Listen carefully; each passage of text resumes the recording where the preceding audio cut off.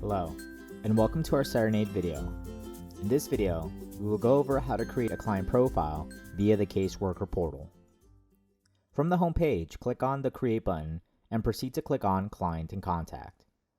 You will see a pop-up giving you the ability to enter client details. If it is an individual, select Individual. If it is an employer profile you wish to create, select Business. Proceed to enter details of the client. Once finalized, you will click on Create Contact. You are now brought into the client profile. Everything is divided into right-hand tabs.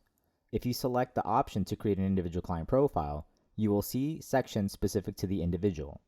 If you selected the business client profile, you will see sections specific to a company and/or organization. You will go section by section on the tabs to the right, applying info that applies to your case. Be sure to save every time you enter data on a section of the client profile. Once you have your profile completed, this info will then transfer to case forms. In upcoming videos, we will show you specific areas of the client profile. This concludes our video on creating a client profile.